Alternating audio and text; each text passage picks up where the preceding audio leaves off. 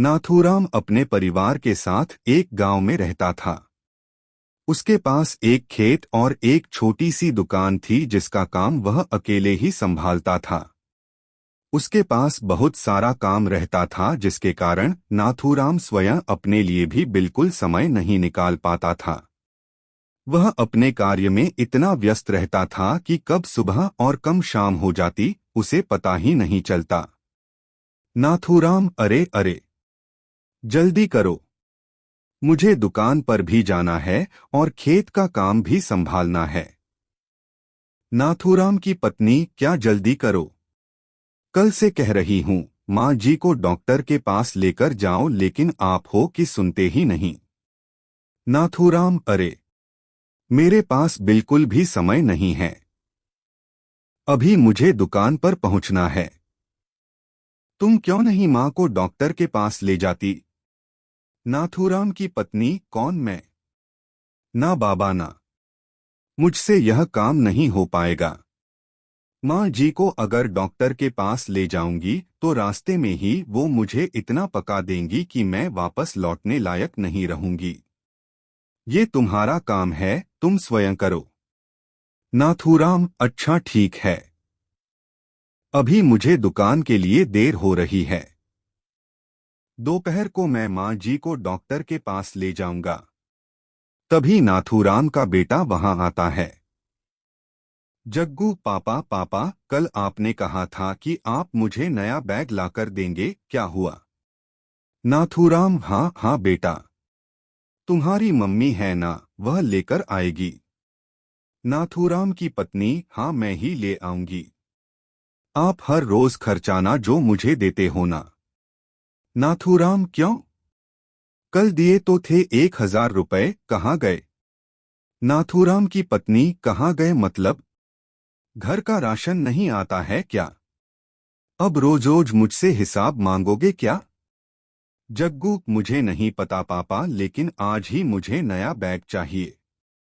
मेरे स्कूल में सभी बच्चों पर नए नए और सुंदर बैग हैं। मेरा बैग तो जगह जगह से फट गया है और अब तो उसमें से ज्योमेट्री बॉक्स भी बाहर गिर जाता है। नाथूराम की पत्नी, जग्गू बेटा, पापा है ना, वह तुम्हें लाकर नया बैग लाकर देंगे, तू चिंता ना कर। नाथूराम की पत्नी, पिता हो, पिता का फर्ज तो पूरा करना ही पड़ेगा। जग्गू का नया बैग आज ही लेकर आना है। नाथूराम, अच्छा ठीक है, ठीक है, मैं ही लेकर आ जाऊंगा, लेकिन अभी मैं दुकान के लिए जा रहा हूँ, बहुत देर हो चुकी है। नाथूराम घर से बाहर निकलकर थोड़ा ही दूर पहुंचता है, तब तक पीछे से उसकी पत्नी कहती है, अच्छा सुनिए जी, बाजार से आते आते अंगूर लेते आइएगा। नाथूराम, तुमसे कितनी बार कहा है कि जाते समय पीछे से मत ठोका करो। नाथूराम की पत्नी, टोक नहीं रही हूँ, मैं तो माँ की फरमाइश आपको बता रही हूँ। माँ जी ने बताया था कि उन्हें अंगूर खाने का बहुत मन हो रहा है। कोई फल वाला गांव में फेरी देने आ नहीं रहा, इसलिए मैंने कहा कि आप ही ले आएं। उसके बाद नाथूराम काम पर जाने लगता है, लेकिन तभी उसकी माँ आवाज लगाती है, नत्थू, ओ नत्थू। नाथूराम, अब आपको क्या हुआ माँ? आप क्यों बुला रही हो?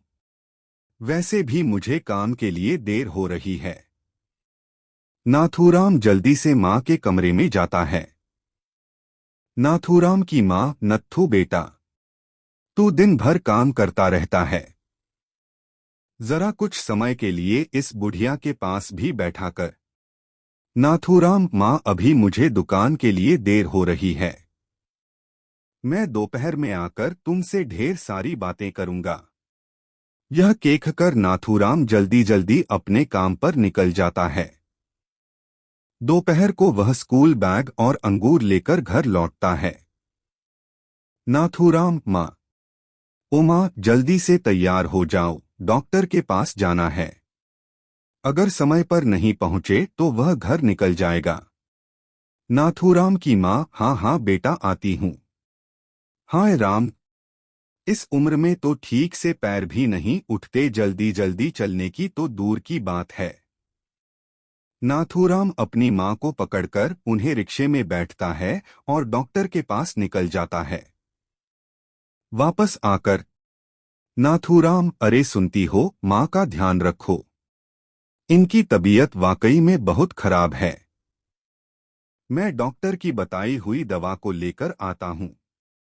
नाथूराम की पत्नी, अरे आते समय क्यों नहीं लेकर आए? नाथूराम, बात तो तुम्हारी ठीक है, लेकिन मां की तबीयत अभी बहुत खराब है, बिल्कुल भी खड़ी नहीं हो पा रही है। अब तुम ज्यादा ज्ञान मत दो, मैं दवा लेकर आता हूं। नाथूराम अपनी दवा लेकर घर की तरफ लौट ही रहा था, तभी रास्ते में उसे एक मजदूर घेर लेता है। मजदूर, नत्थू भैया, आप मेरे साथ चलो, नहीं तो मैं आगे आपके खेतों में काम नहीं कर पाऊंगा। नाथूराम, क्यों, ऐसा कौन सा पहाड़ टूट पड़ा जो तुम आगे खेतों में काम नहीं कर सकते? अभी मेरे घर पहुंचना बहुत जरूरी है, बाद में बात करूंगा। मजदूर, आप बस मेरा हिसाब कर दो, मैं अभी का अभी यहां से चला जाऊंगा। नाथूराम, अरे मेरे कहने का वह मतलब नहीं है, चलो मैं तुम्हारे साथ चल तो रहा हूं। नाथूराम मजदूर के साथ जैसे ही अपने खेत पर पहुंचता है, दूसरा मजदूर भागा भागा उसके पास आता है। दूसरा मजदूर, नत्थू भैया, नत्थू भैया, मुझे भी आपके खेतों में काम नहीं करना, मेरा भी हिसाब कर दो। नाथूराम, अब ऐसा क्या हुआ? सुबह तो मैं तुम दोनों को अच्छा खासा छोड़कर गया था, अब तुम दोनों काम छोड़ने की बात कर रहे हो। एक मजदूर दूसरे मजदूर की ओर इशारा करके, पहला मजदूर, भैया यह तो बिल्कुल पागल है, इसे बात करने की भी तमीज नहीं है, मैं इसकी वजह से यह काम छोड़ रहा हूं, आप मेरा हिसाब कर दो और मैं यहां से चला जाऊंगा। दूसरा मजदूर, हाँ भैया, आप मेरा हिसाब कर दो और सारा काम इसी से करवा लो, मैं भी काम छोड़ रहा हूं। नाथूराम, तुम लोग अपना काम शांति से क्यों नहीं करते? पहला मजदूर, आपको क्या पता नत्थू भैया, आप कौन सा खेत पर रहते हो, मालिक बनकर इधर उधर घूमते रहते हो, आपको हमारे साथ रहना चाहिए ना यहाँ पर, ताकि काम ठीक से हो पाए। आप यहाँ जब तक रहते हो तब तक यह ठीक रहता है, आपके पीछे बिल्कुल भी काम नहीं करता, कामचोर कहीं का। दूसरा मजदूर, आप मेरा हिसाब कर दो भैया, मुझे अब और इसके साथ नहीं रहना, मैं अभी यहां से चला जाऊंगा, नहीं तो यह मुझे पागल कर देगा। नाथूराम, ठीक तरह से सोच लो भैया, क्या पता आगे काम ना मिले। दूसरा मजदूर, मिलेगा क्यों नहीं, ढूंढने जाऊंगा तो जरूर मिलेगा, आप बस मेरे मेहनत के पैसे दे दो। नाथूराम उसे उसके पैसे दे देता है और वह वहां से चला जाता है।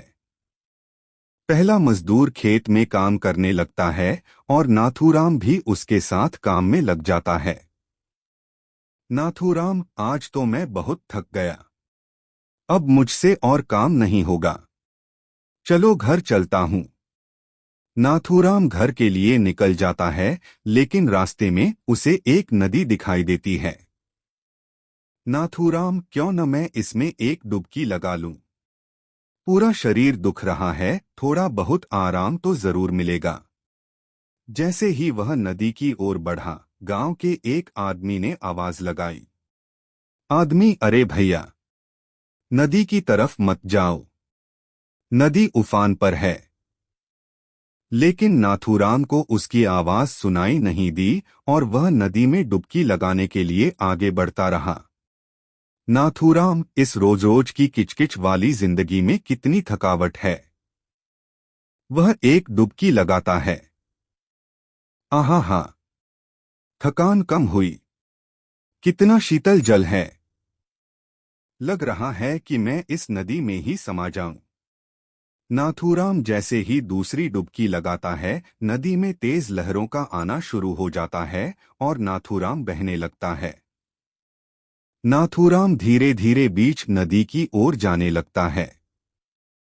नाथूराम, अरे बचाओ, कोई तो बचाओ। मेरे मुंह से निकल गया कि मैं इस नदी में समा जाऊं। अरे बचाओ, मेरी कोई मदद करो। आदमी, अरे भैया बचाओ। वह आदमी नदी में बह गया है। नाथूराम कुछ समय के बाद बेहोश हो जाता है और नदी में नीचे पहुंच जाता है। जब नाथूराम को होश आया, नाथूराम, अरे यह मैं कहाँ आ गया? यह जगह तो एक महल जैसी है। जलपरी महल जैसी नहीं, बल्कि यह एक महल ही है। नाथूराम, तुम कौन हो और मैं यहाँ कैसे आया? जलपरी, तुमने सच्चे दिल से नदी में समा जाने की बात कही तो मैंने सुन ली। तुम मेरी पानी की दुनिया में हो। मैं एक जलपरी हूँ और यह मेरा ही महल है। तुम नदी में डूब रहे थे तो मैंने तुम्हें बचा लिया। है ना अच्छी बात? नाथूराम, जान बचाने के लिए आपका बहुत बहुत धन्यवाद। अब मैं घर चलता हूँ। जलपरी, घर कहाँ भागा जा रहा है? कुछ दिन यहाँ रहकर इस नई दुनिया का मजा लो। देखो, यह सब हर किसी के नसीब में नहीं होता। नाथूराम, हाँ हाँ, सही कहा आपने। चलो मैं यहाँ रहकर ऐश और आराम वाली जिंदगी जीने का अनुभव करता हूँ। नाथूराम महल में रहकर राजकुमारी के साथ ऐश और आराम की जिंदगी जीने लगता है। नाथूराम, मैं तुम्हें एक चुटकुला सुनाऊं? राजकुमारी, हाँ हाँ सुनाओ। नाथूराम, एक जगह 3 सेब पड़े थे। पहले लड़के ने दूसरे लड़के से कहा, मुझे यह 3 दे दे।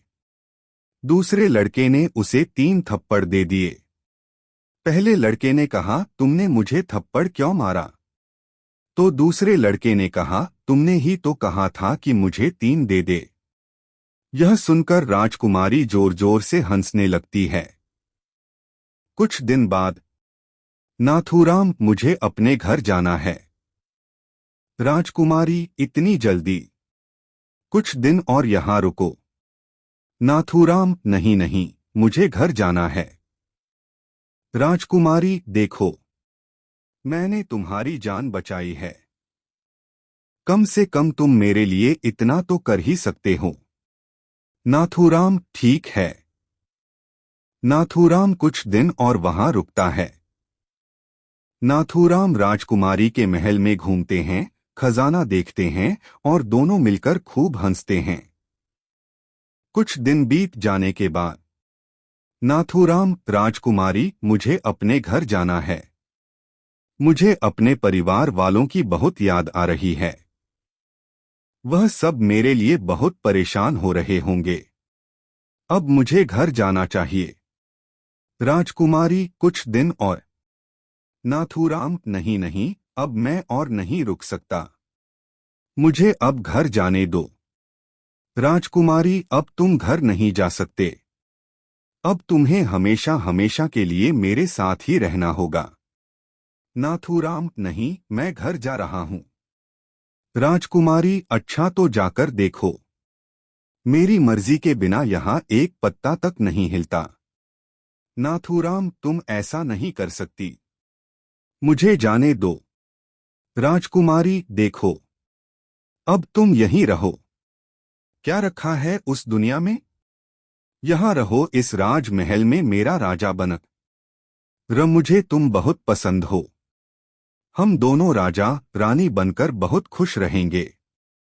नाथूराम, मेरी बीवी, मेरा बच्चा, मेरी माँ मेरे लिए बहुत ज्यादा चिंतित होंगे और मेरा इंतजार कर रहे होंगे। देखो, मेहरबानी करके मुझे जाने दो। राजकुमारी, मेरा भी परिवार था। सब मर गए। मैं अकेली रह गई। तुम्हें मेरे साथ रहना होगा। मेरी बात मानो वरना मुझे जबरदस्ती करनी पड़ेगी। नाथूराम, मैं जा रहा हूं।